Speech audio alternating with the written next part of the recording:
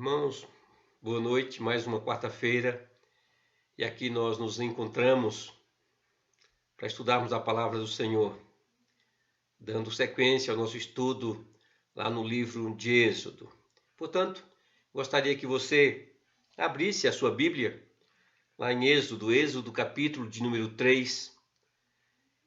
Eu gostaria de fazer a leitura dos versículos 16 até o versículo de número 9 do capítulo 4. Êxodo, capítulo 3, versículo 16 até o versículo de número 9 do capítulo 4. Diz-nos assim a palavra do Senhor. Vai e ajunta os anciãos de Israel e dize-lhes: O Senhor, o Deus de vossos pais, o Deus de Abraão, o Deus de Isaque, o Deus de Jacó, me apareceu, dizendo: Em verdade vos tenho visitado e visto o que vos tem sido feito no Egito. Portanto, disse eu: Far-vos-ei subir da aflição do Egito para a terra do Cananeu, do Eteu, do Amorreu, do Ferezeu, do Eveu e do Jebuseu, para uma terra que mana leite e mel. E ouvirão a tua voz, e irás com os anciãos de Israel ao rei do Egito, e lhe dirás: O Senhor, o Deus dos hebreus, nos encontrou. Agora, pois, deixa-nos ir caminho de 3 dias para o deserto, a fim de que sacrifiquemos ao Senhor, nosso Deus. Eu sei, porém, que o rei do Egito não vos deixará ir, se não for obrigado por mão forte. Portanto, estenderei a mão e ferirei o Egito com todos os meus prodígios que farei no meio dele. Depois vos deixará ir. Eu darei mercê a este povo, aos olhos dos egípcios, e quando sairdes, não será de mãos vazias. Cada mulher pedirá à sua vizinha e à sua hóspeda joias de prata e joias de ouro e vestimentas, as quais porei sobre vossos filhos e sobre vossas filhas, e despojareis os egípcios. Respondeu Moisés: Mas eis que não crerão, nem acreditarão, nem acudirão, melhor dizendo, à minha voz, pois dirão: O Senhor não te apareceu. Perguntou-lhe o Senhor: Que é isso que tens na mão? Respondeu-lhe: Um bordão. Então lhe disse: Lança-o na terra. Ele o lançou na terra e o bordão virou uma serpente. E Moisés fugia dela. Disse o Senhor a Moisés: Estende a mão e pega-lhe pela cauda. Estendeu ele a mão, pegou-lhe pela cauda, e ela se tornou em bordão, para que creiam que te apareceu o Senhor, Deus de seus pais, o Deus de Abraão, o Deus de Isaque, o Deus de Jacó. Disse mais o Senhor: Mete agora a mão no peito. Ele o fez, e tirando-a, eis que a mão estava leprosa, branca como a neve. Disse ainda o Senhor: Torna a meter a mão no peito. Ele a meteu no peito novamente, e quando a tirou, eis que a mão havia se tornado como o restante de sua carne. Se eles te não crerem, nem atenderem à evidência do primeiro sinal, talvez crerão na evidência do segundo. Se nem ainda crerem mediante esses 2 sinais, nem te ouvirem a voz, tomarás as águas do rio e as derramarás na terra seca, e as águas que do rio tomares tornar-se-ão em sangue sobre a terra. Oremos, irmãos.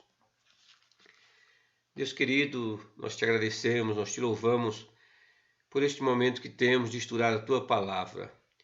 Que o Senhor fale conosco através da tua palavra, que sejamos confortados, consolados. Deus dos céus, faça isso para a glória do teu nome. Nós te suplicamos em nome do Senhor Jesus Cristo. Amém. Irmãos, Moisés ainda estava diante daquele sinal miraculoso, daquele sinal grandioso. Moisés ainda estava diante da sarça ardente, mas ele começava a perder a sua inibição. A princípio, ele escondeu o rosto porque temeu olhar para o Senhor, mas mesmo que estivesse com medo de olhar para Deus, Aparentemente ele não tinha medo de falar com Deus e até de discutir com Deus. Esses versos aqui narram uma longa discussão entre Moisés e Deus, entre Deus e Moisés. Moisés estava ainda indeciso, lutando com a questão colocada por Deus para que libertasse o povo do Egito. Como vimos no estudo anterior, ele colocou diante do Senhor algumas perguntas que mais soavam como objeções do que perguntas, né? Primeiro ele queria saber quem ele era para empreender uma missão tão perigosa, uma missão tão importante. Quem sou eu para ir a Faraó e tirar do Egito os filhos de Israel? Então Deus respondeu dizendo que o que ele era não era tão importante assim. Deus respondeu dizendo que não importava o que Moisés era, desde que o Senhor estivesse com ele. Segundo, Moisés perguntou quem era Deus. Se o êxito da missão dependia de Deus e não de si mesmo, Moisés queria saber qual era o nome de Deus. Deus respondeu, irmãos, revelando-se como o grande eu sou. Após responder a essas questões, a essas perguntas, Deus passou a dar informações detalhadas sobre o que ele queria que Moisés realizasse, que Moisés fizesse. O fato é que poucos foram aqueles que receberam instruções tão explícitas do Senhor para realizar a sua vontade como Moisés está recebendo aqui. O texto que lemos, irmãos, contém aqui uma mensagem para os israelitas, contém uma mensagem para o rei do Egito, para Faraó, e certamente também contém uma mensagem composta de 3 sinais aqui para o próprio Moisés, em resposta, evidentemente, à última pergunta que ele havia feito a Deus. Não crerão em mim. Moisés está extremamente inseguro diante de tamanha responsabilidade. O que o Senhor tinha a dizer aos filhos de Israel, o que o Senhor tinha a dizer aos israelitas? O primeiro passo no plano de Deus era que Moisés voltasse ao Egito e falasse com os israelitas. Perceba que Deus lhe disse exatamente aquilo que ele deveria fazer. O texto aí nos diz, vai, ajunta os anciãos de Israel e diz-lhes, o Senhor, o Deus de nossos pais, o Deus de Abraão, o Deus de Isaque, o Deus de Jacó, me apareceu, dizendo, em verdade vos tenho visitado e visto o que vos tem sido feito no Egito. Portanto, disse eu, far-vos-ei subir da aflição do Egito para a terra do Cananeu, do Eteu, do Amorreu, do Ferezeu, do Eveu, do Jebuseu, para uma terra que mana leite e mel. Era isso que Moisés teria que falar aos filhos de Israel. Deus estava, irmãos, simplesmente repetindo as promessas que ele já havia feito há algum tempo atrás.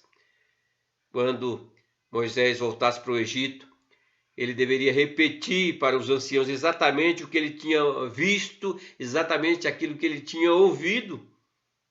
Aqui está um princípio importante para a transmissão da profecia bíblica. Os homens que escreveram a Bíblia falaram de Deus. Eles não estavam escrevendo suas próprias opiniões ou invenções ou inventando coisas acerca de Deus, mas eles escreviam aquilo que Deus queria que eles escrevessem. Eles escreviam e falavam apenas as coisas que Deus disse que eles deveriam escrever. A Bíblia não é a palavra do homem a respeito de Deus, mas é a palavra de Deus a respeito do homem. A Bíblia trata da salvação de Deus para o homem. Pedro, irmão, certamente tinha essa verdade em mente quando ele disse: nenhuma profecia da Escritura provém de particular elucidação, porque nunca jamais qualquer profecia foi dada por vontade humana. Entretanto, homens santos falaram da parte de Deus, movidos pelo Espírito Santo. Isso era a mais pura verdade no caso de Moisés. O que ele viu e falou aos israelitas não era a sua própria interpretação pessoal do significado da sarça ardente ou coisa parecida. Não, em hipótese alguma. As palavras que ele repetiu e que são registradas e que estão registradas aqui no livro de Êxodo são as próprias palavras desse Deus poderoso, desse Deus sustentador, desse Deus governador. A mensagem de Deus aos israelitas contém, irmãos, muitas verdades maravilhosas a respeito dos atributos de Deus e aquilo que Deus iria fazer. Deus, primeiramente, se identificou como Deus de Abraão, de Isaac e de Jacó. Deus se identifica como Deus da aliança eterna, aquele Deus que estabeleceu um relacionamento pessoal e salvífico com o seu povo. Ele os conhece pelo nome e foi por isso que apareceu a Moisés na sarça ardente, revelando-se como Deus Santo. Isso, irmãos, quando Moisés voltou ao Egito, ele deveria dizer aos israelitas que tinha visto uma teofania, uma manifestação visível do Deus invisível. Ele também deveria dizer ao povo que Deus sabia, que Deus conhecia o sofrimento, que Deus se preocupava com aquilo que estava acontecendo com eles e que estava pronto para fazer algo a esse respeito. O povo tinha sido escravizado por tanto tempo e certamente temiam que fossem esquecidos por Deus, mas Deus estava dizendo, olha, em verdade vos tenho visitado e visto o que vos tem feito os egípcios. Javé era o Deus do passado que prometeu a salvação aos patriarcas. Daí a referência do Senhor constantemente ao Deus de Abraão, ao Deus de Isaac, ao Deus de Jacó. Ele era o Deus do presente que enviou Moisés para salvar o seu povo. E ele é o Deus do futuro que os traria a uma terra maravilhosa, a terra prometida. Far-vos-ei subir da aflição do Egito, nos diz o texto, para a terra do Cananeu, do Eteu, do Amorreu, do Ferezeu, do Eveu e do Jebuseu, para uma terra que mana leite e mel. Irmãos, quando Deus salvou o seu povo da escravidão, do cativeiro, ele não deixou o seu povo no deserto, mas trouxe para uma terra que eles nunca tinham experimentado, nunca tinham visto antes. Depois do Egito, vem a Canaã. Irmãos, esse texto da palavra do Senhor, ele é extremamente esperançoso a mim, a você, à igreja do Senhor Jesus Cristo. Porque guardando as devidas proporções, essa história se repete. Libertos do Egito, caminhamos por esse imenso deserto, até um dia entrarmos na Canaã celestial. O Deus que falou com Moisés é um Deus que é ativo na história passada, na história presente, na história futura. Jesus Cristo é o Deus do passado que entrou na história humana para nos salvar. Ele também é o Deus do presente que está vigiando, que está nos guardando, que está nos protegendo, que certamente nos apresentará ao seu Pai naquele dia glorioso. Mas ele também, evidentemente, é o Deus do futuro, que prometeu não apenas nos salvar do pecado, mas também nos levar à glória eterna. Essa é a mensagem para todo o povo de Deus, para todo o Israel de Deus, indistintamente. Como já disse, num dos nossos estudos, o livro de Êxodo é conhecido por muitos estudiosos como o Evangelho do Antigo Testamento.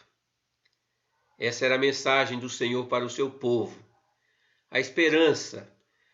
Vocês não ficarão no deserto, vocês hão de entrar na terra prometida. Mantenha diante de vocês essa firme esperança. Mas qual, irmãos, a mensagem de Deus para Faraó? Irmãos, quando Moisés levou a mensagem da salvação de Deus aos israelitas, ele deveria ir primeiro aos anciãos de Israel e reuni-los numa assembleia sagrada, nos diz aí no versículo 16. Isso em parte era uma questão de conveniência, sem dúvida alguma, uma questão de princípio.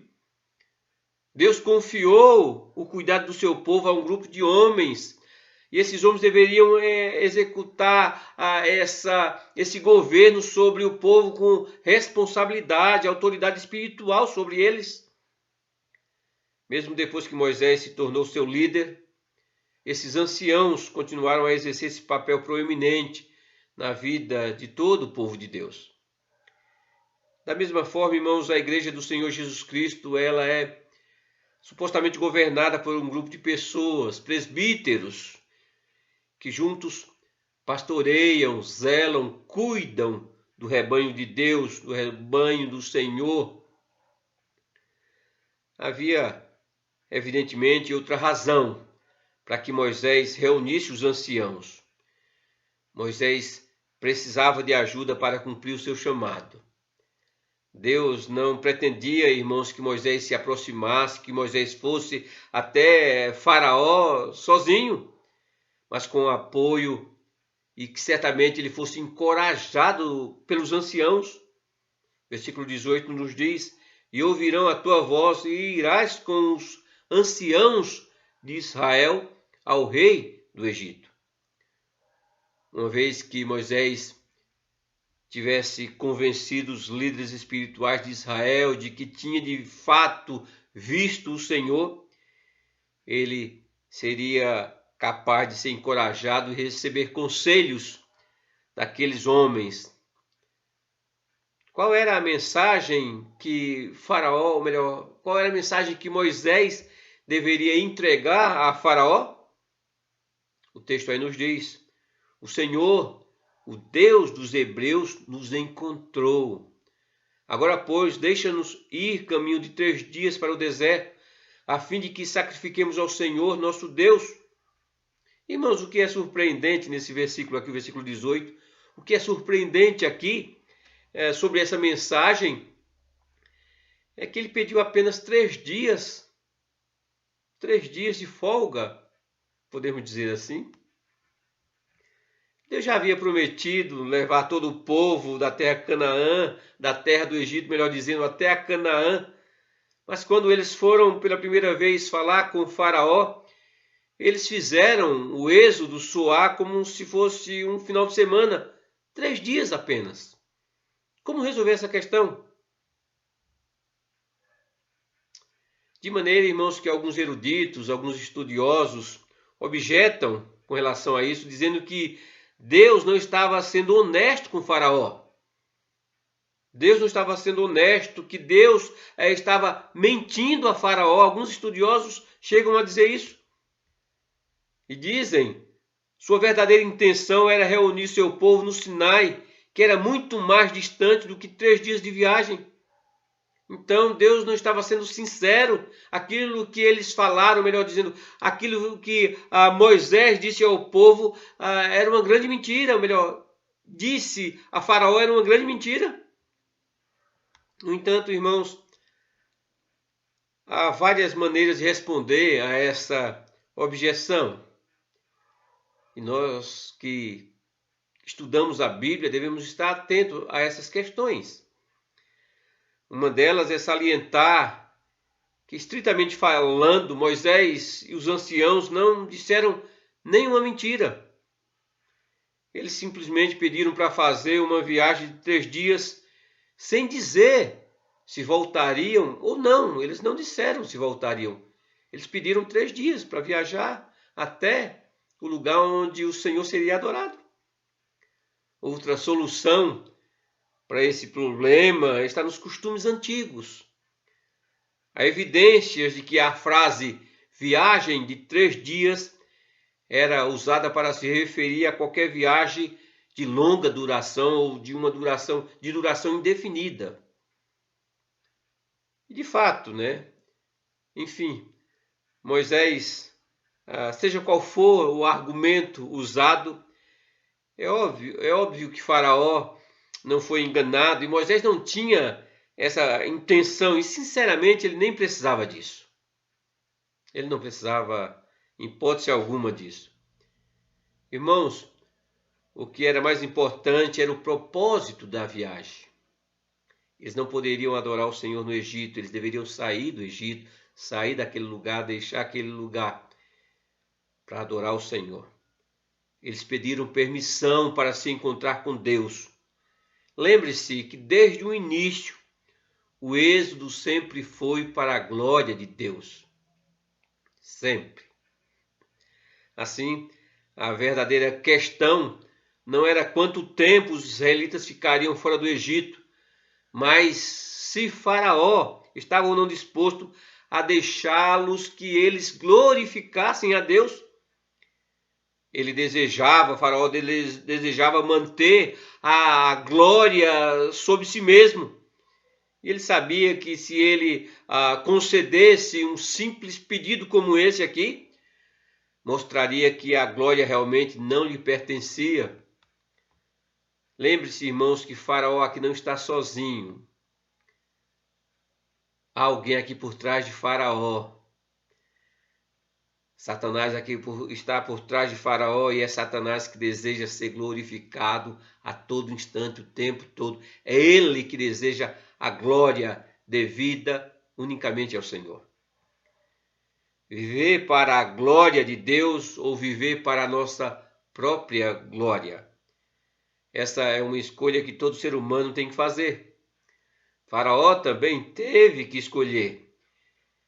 Ele não estava disposto a chamar o Senhor de seu Deus, porque ele não estava disposto a glorificar o seu nome. Somente aqueles que de fato oferecem tudo o que são, tudo o que é, tudo o que tem, oferecem suas vidas ao Senhor, é que de fato o reconhece como Senhor e como seu Deus. Faraó não estava disposto a fazer isso. A mensagem de Deus a Faraó, irmãos, era mais ou menos o seguinte: então, Faraó, vamos ver quem é mais poderoso. Quem está por trás de você ou quem está por trás do povo de Israel? Quem está por trás do meu povo? Essa era a mensagem de Deus a Faraó. Mas ainda, irmãos, evidentemente nesse texto que nós lemos, há também aqui uma mensagem extremamente importante para o seu servo, uma mensagem extremamente importante a Moisés. Deus sabia, evidentemente, que aquele pedido seria negado, mesmo que fosse por 3 dias. Deus também sabia o que era necessário para libertar o povo do Egito. De maneira que o texto aí nos diz, versículo 19, eu sei, porém, que o rei do Egito não vos deixará ir, se não for obrigado por mão forte. Essa expressão aqui, irmãos, mão forte, serve como uma introdução daquilo que o Senhor faria ao Egito, daquilo que o Senhor faria e que está aqui, vai estar aqui muito bem claro nos próximos 11 capítulos. O povo iria confiar em Moisés, Faraó seria endurecido, os egípcios seriam atormentados, a libertação ocorreria e finalmente os egípcios seriam despojados, exatamente como o Senhor disse que aconteceria. O êxodo, irmãos, é um exemplo poderoso, perfeito, da habilidade de Deus, não só para conhecer o futuro, mas também para determiná-lo. Quando Deus enviou Moisés a Faraó, ele sabia exatamente o que aconteceria. O texto diz isso muito claramente. O texto nos chama a atenção para isso quando fala da poderosa mão de Deus. Somente depois que Deus provasse o seu poder, Deus mostrasse o seu poder através dos sinais, através das maravilhas, é que Faraó deixaria o povo de fato sair do Egito. Na verdade, irmãos, Faraó faria mais do que isso. A frase hebraica aqui sugere uma expulsão. Faraó estaria tão ansioso para se livrar dos seus antigos escravos que praticamente iria expulsá-los do Egito. Mas eles sairiam dali com grande riqueza, com despojos. É isso que o texto aí nos diz. O Senhor disse: eu darei mercê a este povo aos olhos dos egípcios, e quando sairdes, não será de mãos vazias. Obviamente, irmãos, as mensagens que Moisés foi comissionado a entregar aos anciãos e a Faraó estão cheias de informações valiosíssimas sobre o Deus que salva, sobre o Deus Todo-Poderoso. No entanto, a pergunta permanece: como eles creriam em Moisés? É essa pergunta que está encucando Moisés, essa pergunta que está deixando Moisés angustiado.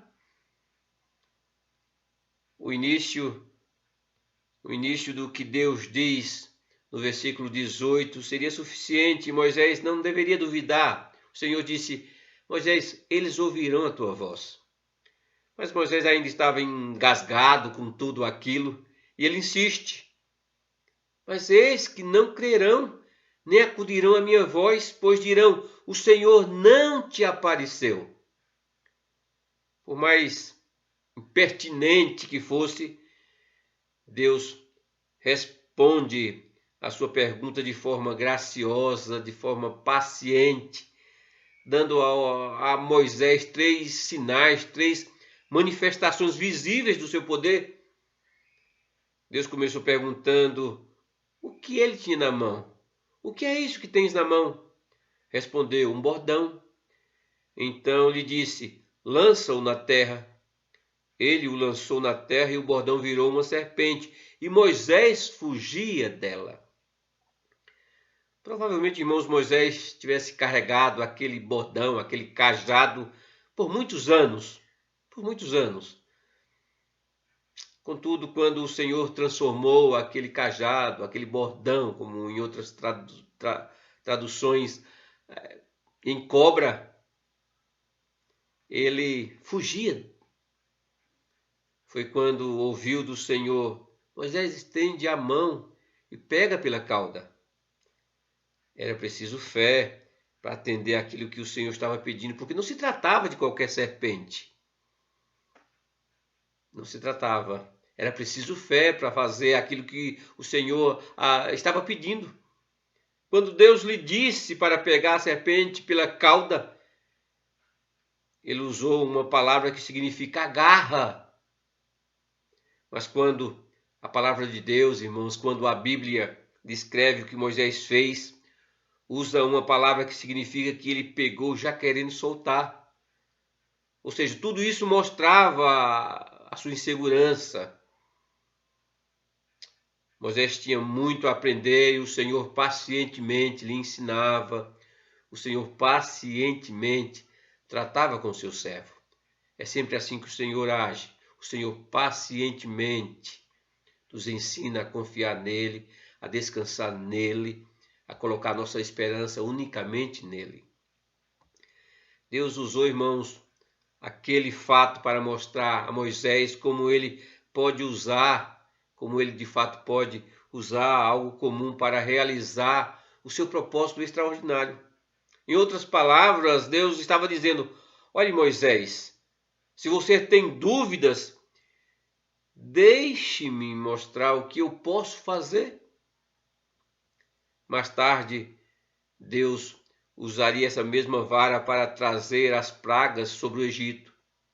Mais tarde, o Senhor usaria esse mesmo pedaço de madeira para abrir o Mar Vermelho, para brotar a água da rocha e tantas outras coisas. Se Deus podia fazer tudo isso através de uma vara, o que ele não poderia fazer? O que ele não poderia fazer através de Moisés?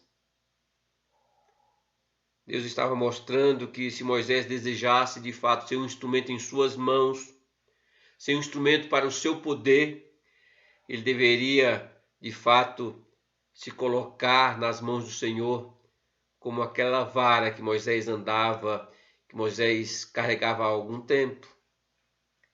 Irmãos, o que Moisés aprendeu com tudo aquilo era que, para ser usado para a glória do Senhor, ele tinha que se colocar nas mãos de Deus.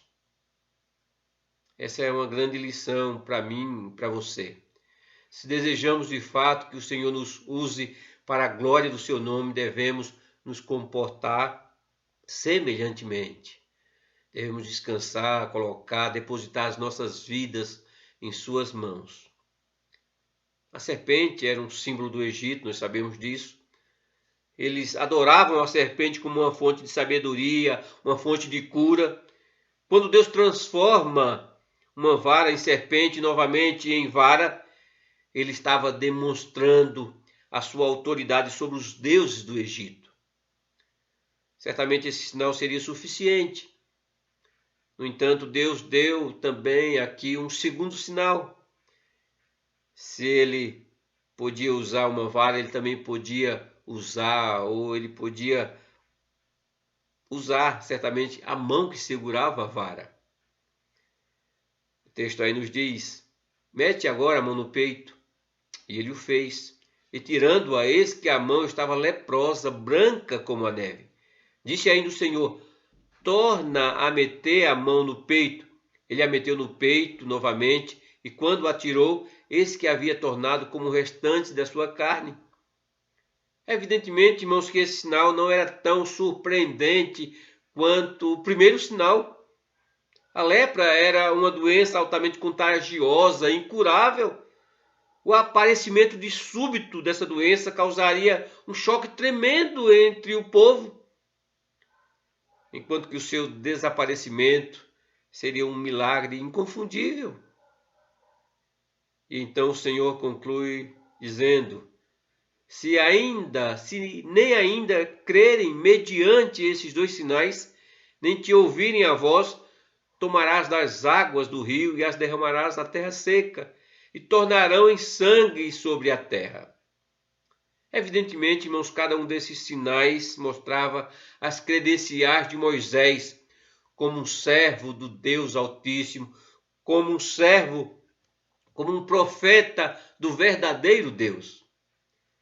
Esses sinais demonstravam o verdadeiro poder de Deus, e juntos esses três sinais provavam que o Deus de Israel era superior, infinitamente superior aos deuses dos egípcios.